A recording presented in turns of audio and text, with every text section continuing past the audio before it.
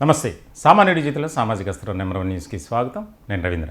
ఆంధ్రప్రదేశ్లో కూటమి అధికారంలోకి రాగానే గత ప్రభుత్వం అంటే వైఎస్ఆర్సీపీ ప్రకటించినటువంటి డిఎస్సి పోస్టులు వాటిని క్యాన్సిల్ చేస్తూ మెగా డిఎస్సి పేరుతో దాదాపుగా 16,000 పోస్టులు ప్రకటించింది. దానికి సంబంధించి అసలు ఎప్పుడైతే నోటిఫికేషన్ విడుదలైందో అప్పటి నుంచి కాస్త అయోమయం గందరగోళ పరిస్థితులే. ఎక్కడ కూడా ఒక క్లారిటీ అనేది సరిగ్గా లేకపోవటం వల్ల అభ్యర్థుల్లో తీవ్రమైనటువంటి అయోమయం గందరగోళం. అయితే ఇప్పుడు ఫైనల్ లిస్టు అంతా అయిపోయింది. ఎవరు ఏ పోస్టుకు సెలెక్ట్ అయ్యారనే లిస్టు కూడా పెట్టారు. ఇప్పుడు వచ్చింది అసలైనటువంటి ఒక సమస్య. అదేంటంటే ఇప్పుడు ఎవరైతే మెగా డిఎస్సిలో కొంతమంది అర్హత ఉన్నప్పటికీ అనర్హులుగా వారిని ప్రకటించారు అంటే లిస్టులో వారి పేరు లేకపోవటం ఒక్కసారిగా షాక్కు గురి చేసిందంట. దీనికి సంబంధించి ఇప్పుడు ఒక తీవ్రమైనటువంటి చర్చ జరుగుతుంది. ఎందుకు ఆ మెరిట్ లిస్ట్ని సరైనటువంటి విధానంలో వెబ్సైట్లో పొందుపరచలేదు అంటే దీని వెనుక చాలా కుట్ర జరిగింది, అక్రమాలు చోటు చేసుకున్నాయి, అవినీతి జరిగింది అనేది.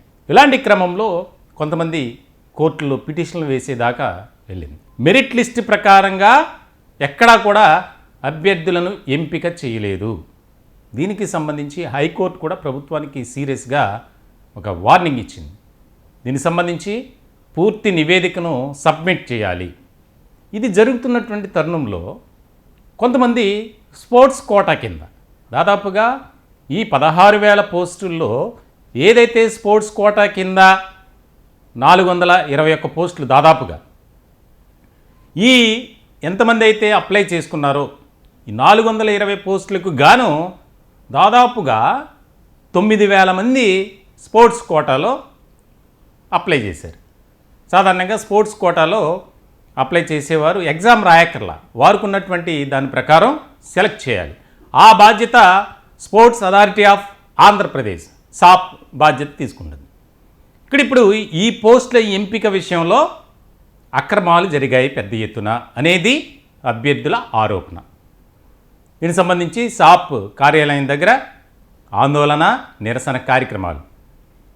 తమకు అన్ని విధాలుగా ఆ పోస్టుకు మేము అర్హులం, కానీ మమ్మల్ని ఎంపిక చేయలేదు. ఎందుకు చేయలేదు? మేమన్నీ కూడా సరైనటువంటి విధానం ఫార్మెట్లోనే అన్నీ సబ్మిట్ చేసాం, అప్లోడ్ చేసాం. ప్రయారిటీ ప్రకారం మాకు ఇవ్వకుండా ఇక్కడ కొంతమందికి మాత్రమే పోస్టులు రావటం వెనుక భారీ ఎత్తున అవకతవకలు జరిగాయి అనేది వారు ఆరోపిస్తున్నారు. దీనికి సంబంధించి సమగ్రమైనటువంటి విచారణ చేయాలి. లేని పక్షంలో మేము తాడో పేడో తేల్చుకుంటాం. ఎందుకంటే కూటమి ప్రభుత్వాన్ని మేము నమ్మాం.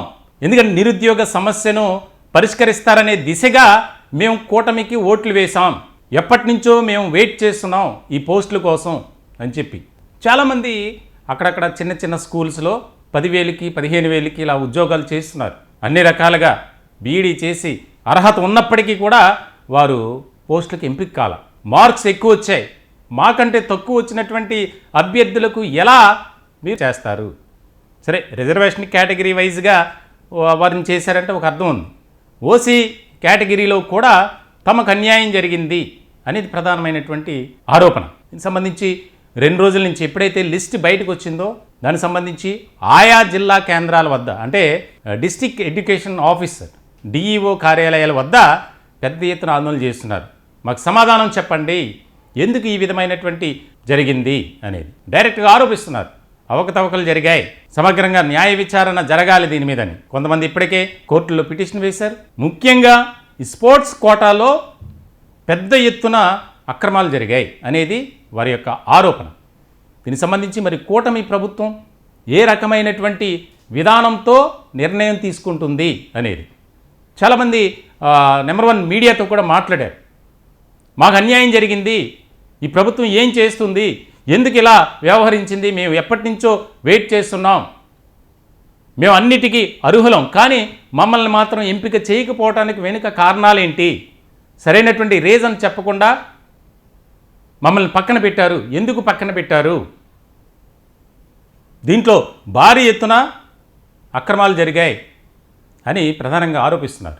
సాప్ కార్యాలయం దగ్గర ధర్నా చేసినటువంటి కొంతమంది అభిప్రాయాలను ఒకసారి మనం చూద్దాం.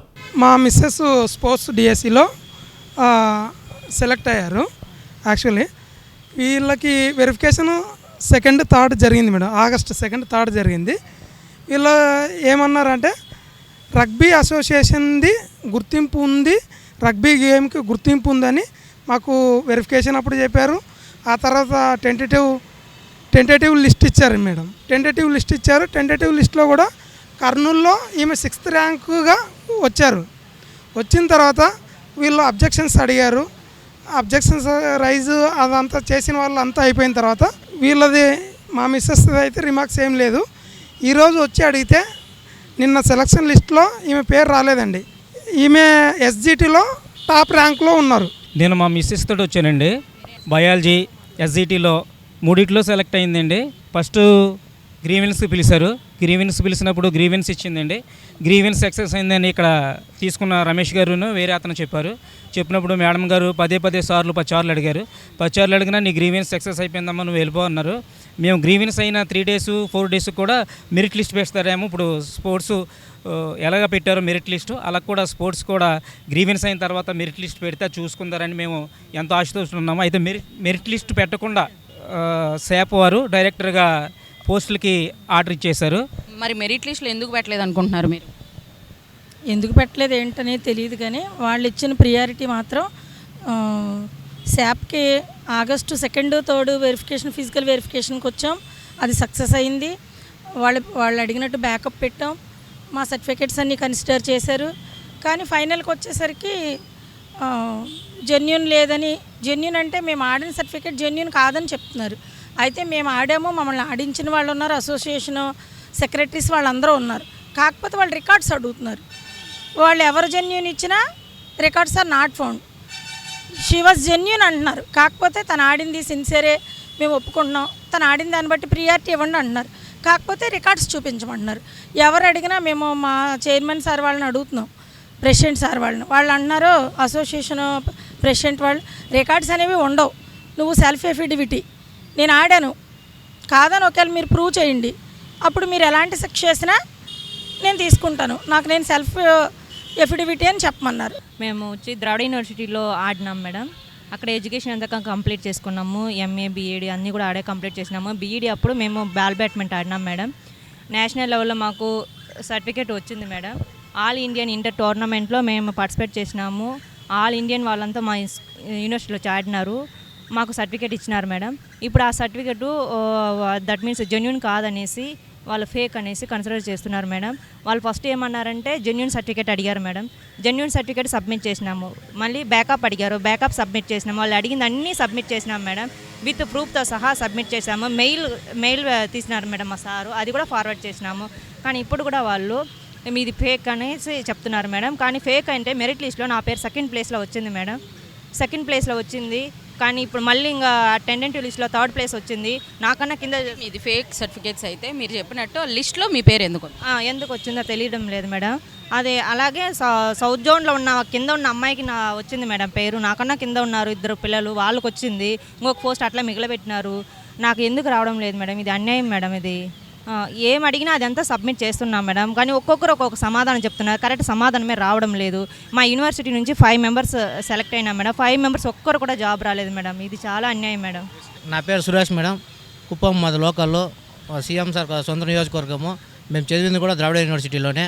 ఫేక్ సర్టిఫికేట్లు అంటూ ఉన్నారు. ఇది యూనివర్సిటీ కన్సిడర్ చేసి ఇచ్చిన సర్టిఫికేట్లే మేడం. ఇవి ఫేక్ సర్టిఫికేట్లు మేము ఎందుకు ఇస్తాం మేడం? యూనివర్సిటీ వాళ్ళు ఏది ప్రొవైడ్ చేస్తే అదే కదా ఇస్తాము. సీఎం సొంత నియోజకవర్గంలో ఉండే యూనివర్సిటీనే ఫేక్ యూనివర్సిటీ, ఫ్రాడ్ యూనివర్సిటీ ఏదో మాట్లాడుతున్నారు. ఎవరన్నారు ఫేక్ యూనివర్సిటీ అని చెప్పేసి ఇక్కడ మాట్లాడుతున్నారా? ద్రావిడ యూనివర్సిటీ అంటే అయ్యో మీకు దండము, మీ ద్రావిడ యూనివర్సిటీ దండము, నేనేం మాట్లాడలేదు, ఇన్వాల్వ్ అయ్యలేదు మీ యూనివర్సిటీ అండి అని ఆ పైన ఉండే సార్లు చెప్తున్నాను మేడం. దీని గురించి ప్రభుత్వానికి తెలియదు అనుకుంటున్నాను మేడం. ఇది శాప్ వాళ్ళు కాబట్టి సీఎం గారు, లోకేష్ గారు దీనిపైన మాకు న్యాయం చేయాలని కోరుతా ఉన్నాను మేడం. మేడం నా పేరు కొమ్ము ప్రేమ్ కుమార్ మేడం. ప్రకాశం జిల్లా నుంచి వచ్చాను. నేను 36 నేషనల్ గేమ్స్లో బ్రాంజ్ మెడల్ సాధించాను మేడం. అదేవిధంగా all India university gold medal కూడా సాధించాను మేడం. అయితే ఇప్పుడు ప్రకాశం జిల్లా నుంచి జోన్ 3లో నేను అప్లై చేసుకున్నాను మేడం. జోన్ 3లో అప్లై చేస్తే 10-10 ప్రయారిటీ లిస్ట్లో నేను ముందుగా ఉన్నాను మేడం. 9వ ప్రయారిటీగా ఉన్నాను. నా ముందున్న వాళ్ళందరూ ఎస్ఏపిఈకి వెళ్ళిపోయారు మేడం. అయితే తర్వాత ప్రయారిటీ నాకు ఇవ్వాల్సింది పోయి నా తర్వాత ఉన్న ఇదిగోండి మేడం 10-10 ప్రయారిటీ లిస్ట్లో నా పేరు ఉంది మేడం. ఫస్ట్ కొమ్ము ప్రేమ్ కుమార్ మేడం. ఈ అబ్బాయికి ఇప్పుడు జాబ్ ఇచ్చారు మేడం. కానీ ఇద్దరిది ఒకటే గేమ్ మేడం, ఒకటే ఈవెంట్ జరిగింది. National soft ball madam, national game bronze medal. ఆ అబ్బాయి కూడా బ్రాంజ్ మెడల్. కాకపోతే ఏంటంటే ఇక్కడ జియో నెంబర్ 4 ప్రకారం అయితే ఎవరు సర్టిఫికేట్ ఈక్వల్ అయితే ఏజ్ ప్రయారిటీ తీసుకోమని చెప్పారు మేడం. అయితే ఏడేం జరిగిందంటే నాకు కాకుండా నా కింద ఉన్న అబ్బాయికి ఇవ్వడం జరిగింది మేడం. 10-10 ప్రయారిటీ లిస్ట్లో నేను ముందే ఉన్నాను మేడం. ఆ అబ్బాయి అదేవిధంగా సర్టిఫికేట్ వెరిఫికేషన్ కూడా రాలేదు మేడం. నేను వెరిఫికేషన్కి వచ్చాను, అబ్బాయి వెరిఫికేషన్ కూడా రాలా.